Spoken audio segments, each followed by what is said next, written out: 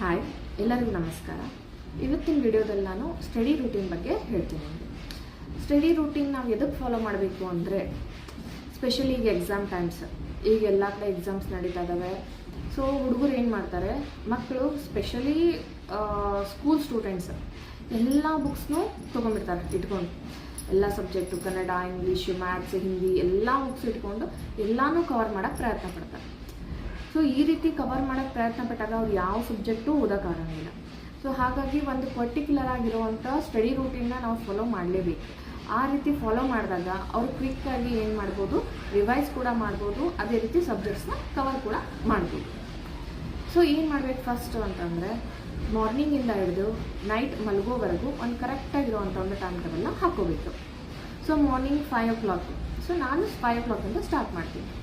So 5 to 6 morning ಏನಿರುತ್ತೆ, fresh ಇರುತ್ತೆ mind. So morning fresh ಇದ್ದಾಗ ಅವ್ರಿಗೆ ಯಾವ ಸಬ್ಜೆಕ್ಟ್ ಡಿಫಿಕಲ್ಟ್ ಅನಿಸುತ್ತೆ, ಸೊ ಸೈನ್ಸ್ ಆಗಿರ್ಬೋದು ಅಥವಾ ಇಂಗ್ಲೀಷ್ ಆಗಿರ್ಬೋದು ಅಥವಾ ಸೋಷಲ್ ಆಗಿರ್ಬೋದು, ಈ ರೀತಿ ಡಿಫಿಕಲ್ಟ್ ಆಗಿರುವಂಥ ಸಬ್ಜೆಕ್ಟ್ನ ಅವ್ರು ಫಸ್ಟ್ ಏನು ಮಾಡಬೇಕು, ಓದೋಕ್ಕೆ ಸ್ಟಾರ್ಟ್ ಮಾಡಬೇಕು. ಸೊ ಮಾರ್ನಿಂಗ್ ಫಸ್ಟ್ ಯಾವಾಗಲೂ ರೈಟಿಂಗ್ ಏನೂ ಇಟ್ಕೋಬಾರ್ದು, ಯಾವಾಗಲೂ ಮಾರ್ನಿಂಗ್ ರೀಡಿಂಗ್ ಇಟ್ಕೋಬೇಕು. ಯಾಕಂದರೆ ಮೈಂಡ್ ಫ್ರೆಶ್ ಇರುತ್ತೆ. ಸೊ ಅವ್ರಿಗೆ ಯಾವುದು ಸ್ಪೆಷಲಿ ಡಿಫಿಕಲ್ಟ್ ಆಗಿರೋಂಥ ಸಬ್ಜೆಕ್ಟಲ್ಲಿ ಯಾವ ಕಾನ್ಸೆಪ್ಟ್ ಭಾಳ ಡಿಫಿಕಲ್ಟ್ ಅನಿಸುತ್ತೋ, ಸೊ ಫಸ್ಟ್ ಅದನ್ನು ಮಾರ್ನಿಂಗು ಅವ್ರು ಏನು ಮಾಡಬೇಕು, ಟೈಮ್ ಟೇಬಲ್ ಫಾಲೋ ಅಪ್ ಮಾಡಬೇಕು. ಎವ್ರಿ 40 minutes ಆದಮೇಲೆ 10 minutes ಬ್ರೇಕ್ ಬೇಕೇ ಬೇಕು. ಸೊ 10 minutes ಬ್ರೇಕ್ ಮಕ್ಕಳಿಗೆ ಅವಶ್ಯಕತೆ ಇದೆ. ಸೊ 10 minutes ಬ್ರೇಕ್ ಕೊಟ್ಕೊಂಡು ಮತ್ತೆ ಓದೋಕ್ಕೆ ಸ್ಟಾರ್ಟ್ ಮಾಡಬೇಕು. ಸೊ ನಾನು ಹೇಳಿದೆ 5 to 6 1 hour. ಸೊ 1 hour ಒಂದು ಸಬ್ಜೆಕ್ಟ್ ಎನ್ನಫ್. ಸೊ ಕಾಲೇಜ್ ಸ್ಟೂಡೆಂಟ್ಸಿಗಾದರೆ ಬೇರೆ ಆಗುತ್ತೆ. ಸೊ ಬಟ್ ಸ್ಕೂಲ್ ಸ್ಟೂಡೆಂಟ್ಸಿಗೆ 1 hourಗೆ ಒಂದೇ ಸಬ್ಜೆಕ್ಟ್ ಸಾಕು. ಒಂದು ಸಬ್ಜೆಕ್ಟ್ಕಿಂತ ಜಾಸ್ತಿ ಓದೋಕ್ಕೆ ಆಗೋದಿಲ್ಲ ಒಂದು. ಆಮೇಲೆ 1 hour ಆದಮೇಲೆ 10 minutes ಬ್ರೇಕ್ ತೊಗೊಂಡು, ಸೊ 10 minutes ಬ್ರೇಕ್ ಆದಮೇಲೆ 7 ಆಗುತ್ತೆ, 7:30 ಚಿಕ್ಕದು ನಡೆಯುತ್ತೆ. ಸೊ ಒಂದು ಹಾಫ್ ಆನ್ ಅವರು ಏನು ಮಾಡಬೇಕು ಮಕ್ಕಳು ಅಂತಂದರೆ, ಸೊ ಈಸಿಯಾಗಿರೋವಂಥದ್ದು, ಫಾರ್ ಎಕ್ಸಾಂಪಲ್ ಸೋಷಲಲ್ಲಿ ಮ್ಯಾಪ್ಸ್ ಇಂಪಾರ್ಟೆಂಟ್. ಸೊ ಮ್ಯಾಪ್ಸ್ ನೋಡ್ಕೊಳೋದು, ಆಮೇಲೆ ಇಯರ್ಸ್, ಯಾವ ಇಯರಲ್ಲಿ ಏನಾಯಿತು ಸೊ ಅದನ್ನು ನೋಡ್ಕೊಳೋದು. ಆಮೇಲೆ ಸೈನ್ಸಲ್ಲಿ ಡಯಾಗ್ರಾಮ್ಸ್ ಇರುತ್ತೆ, ಡಯಾಗ್ರಾಮ್ಸ್ ಪ್ರಾಕ್ಟೀಸ್ ಮಾಡ್ಕೊಳೋದು. ಆಮೇಲೆ ಮ್ಯಾಥ್ಸಲ್ಲಿ ಫಾರ್ಮುಲಾಸ್ ಇರುತ್ತೆ, ಸೊ ಅದನ್ನು ಪ್ರಾಕ್ಟೀಸ್ ಮಾಡ್ಕೊಳೋದು ಮಾಡಬೇಕು. ಸೊ ಈಗ ಮಾರ್ನಿಂಗ್ ರೂಟೀನ್ ಆಯಿತು. ಸೊ ಈವ್ನಿಂಗ್ ಏನು ಮಾಡಬೇಕು, ಮಕ್ಕಳು ಸ್ಕೂಲಿಂದ ಬಂದ ಮೇಲೆ ಸ್ವಲ್ಪ ರೆಸ್ಟ್ ಇರಲಿ, ರಿಲ್ಯಾಕ್ಸೇಷನ್ ಇರಲಿ, ಸ್ವಲ್ಪ ಮಲಗಲಿ ಒಂದು ಸ್ವಲ್ಪ ಹೊತ್ತು, ಫ್ರೆಶ್ ಅಪ್ ಆಗಲಿ, ಇಲ್ಲ ಆಟ ಆಡೋದಿದ್ರೆ ಆಟ ಆಡಲಿ. ಅದಾದಮೇಲೆ ಮತ್ತೆ ಓದೋಕ್ಕೆ ಕೂರ್ಸೋಕ್ಕೆ ಸ್ಟಾರ್ಟ್ ಮಾಡಿ. ಸೊ ಆ ಟೈಮ್ ಟೇಬಲ್ ನಾವು ಹೆಂಗೆ ಹಾಕೋಬೇಕು ಅಂದರೆ, ಈಗ ಫಸ್ಟ್ ಈವ್ನಿಂಗ್ ಬಂದ ತಕ್ಷಣ ಫ್ರೆಶ್ ಅಪ್ ಎಲ್ಲ ಆದಮೇಲೆ ಮ್ಯಾಥ್ಸ್ ಸಬ್ಜೆಕ್ಟ್ ತೊಗೊಳ್ಳಿ. ಯಾಕಂದರೆ ಮ್ಯಾಥ್ಸ್ ಒಂದು ಚಾಪ್ಟರ್ ಕಂಪ್ಲೀಟ್ ಮಾಡಲಿಕ್ಕೆ 1 hour ಮೇಲೆ ಬೇಕಾಗುತ್ತೆ ಟೈಮ್. ಸೊ ಈವ್ನಿಂಗ್ 6 o'clock 7:30 ಮಟ್ಟ ಮ್ಯಾಥ್ಸ್ ಮಾಡಿದ್ರು ಓಕೆ, ನೋ ಪ್ರಾಬ್ಲಮ್. ಶಾರ್ಟ್ ನೋಟ ಮಾಡ್ಕೊಳೋದ್ರಿಂದ ಈಸಿಯಾಗಿ ರಿವಿಷನ್ ಕೂಡ ಮಾಡ್ಕೋಬೋದು ನಾವು.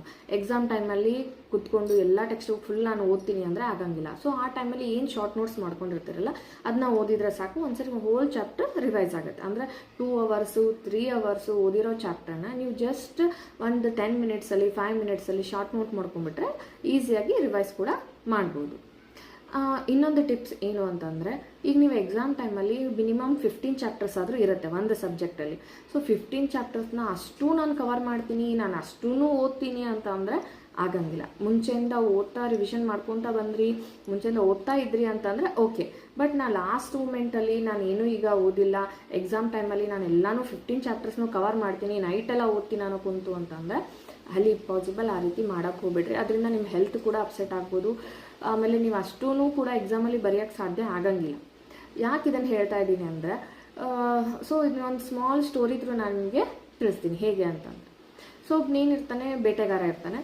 ಸೊ ಬೇಟೆಗಾರ ಏನು ಮಾಡ್ತಾನೆ, ಫಾರೆಸ್ಟಿಗೆ ಹೋದಾಗ ಏನಾಗುತ್ತೆ, ಒಂದು ಫಾರೆಸ್ಟಲ್ಲಿ ಬೇರೆ ಬೇರೆ ಪ್ರಾಣಿಗಳು ಯಾವುದಾದ್ರು ಒಂದು ಪ್ರಾಣಿನ ನಾನು ಬೇಟೆ ಆಡಬೇಕು ಅಂತ ಹೋಗ್ತಾನೆ. ಹೋದಾಗ ಏನಾಗುತ್ತೆ, ಫಸ್ಟಿಗೆ ಹೋಗ್ತಾನೆ, ಅಲ್ಲಿ ಮೊಲ ಕಾಣುತ್ತೆ ಅವನಿಗೆ. ಸೊ ಮೊಲ ಕಾಣುತ್ತೆ, ಮೊಲದ ಮಾಂಸ ಚೆನ್ನಾಗಿರುತ್ತೆ, ಈ ಮೊಲನ ಬೇಟೆ ಆಡೋಗೋಣ ಅಂತೇಳಿ ಥಿಂಕ್ ಮಾಡ್ತಾನೆ. ಹಾಗೆ ಹೋಗ್ತಾ ಹೋಗ್ತಾ ಹೋಗ್ತಾ ಮೊಲದ ಹಿಂದೆ ಹೋಗ್ತಾನೆ, ಹೊಡಿಯೋಣ ಅಂತೇಳಿ. ಹೋದಾಗ ಏನಾಗುತ್ತೆ, ಹಾಗೆ ಜಿಂಕೆ ಹೋದಂಗೆ ಕಾಣುತ್ತೆ ಅವ್ನು ಹಿಂದ್ಗಡೆ ಓದೋದು. ಮತ್ತು ಹಿಂದ್ಗಡೆ ತಿರುಗಿ ನೋಡ್ತಾನೆ, ನಾವು ಜಿಂಕೆ ಓಡ್ತಾ ಇರುತ್ತಲ್ಲಿ. ಸೊ ಮತ್ತೇನು ಮಾಡ್ತಾನೆ, ಅವನು ಜಿಂಕೆ ಕಡೆಗೆ ಓಡೋಕ್ಕೆ ಸ್ಟಾರ್ಟ್ ಮಾಡ್ಬಿಡ್ತಾನೆ. ಈ ಮೊಲ ಏನು ಸಣ್ಣ ಪ್ರಾಣಿ, ಅದಕ್ಕಿಂತ ಜಿಂಕೆ ಬೇಟಾಡಿದರೆ ಚೆನ್ನಾಗಿ, ಸೊ ನಾನೇನು ಮಾಡ್ತೀನಿ ಈಗ ಜಿಂಕೆನ ಬೇಟಾಡ್ಬಿಡೋಣ, ಅವ್ನ ಚರ್ಮನೂ ಸಿಗುತ್ತೆ, ಅದ್ರದ್ದು ಮಾಂಸನೂ ಸಿಗುತ್ತೆ, ಹಂಗೆ ಅಂತೇಳಿ ವಿಚಾರ ಮಾಡ್ತಾನೆ.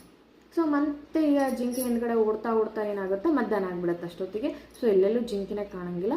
ಸುಸ್ತಾಗಿ ಒಂದು ಮರದ ಕೆಳಗೆ ಕುಂತು ಕುಂತು ಜಿಂಕಿ ಕಾಣಿಸ್ತಾ ಇಲ್ಲ ಏನಿಲ್ಲ, ಮತ್ತೆ ಬೇರೆ ಪ್ರಾಣಿ ನೋಡಂತ ಆಳು ಅಂತ ಮತ್ತೆ ಹೋಗ್ತಾ ಹೋಗ್ತಾ ಏನಾಗುತ್ತೆ, ಅವನಿಗೆ ಸಿಂಹ ಮತ್ತು ಹುಲಿ ಕಾಣುತ್ತೆ.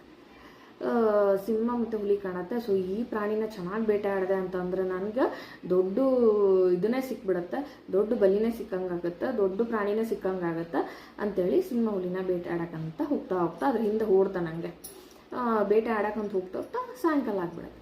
ಸಾಯಂಕಾಲ 6 ಗಂಟೆ ಆಗಿಬಿಡುತ್ತೆ. ಈ ಕಡೆ ಮೊಲನೂ ಬೇಟೆ ಆಡೋಂಗಿಲ್ಲ, ಈ ಕಡೆ ಜಿಂಕಿನೂ ಬೇಟೆ ಆಡೋಂಗಿಲ್ಲ, ಈ ಕಡೆ ಹುಲಿನೂ ಸಿಗಲ್ಲ, ಸಿಂಹನೂ ಸಿಗಲ್ಲ. ಸುಮ್ಮನೆ ಖಾಲಿ ಕೈಯಿಂದ ಮನೆಗೆ ಬರ್ತಾರೆ.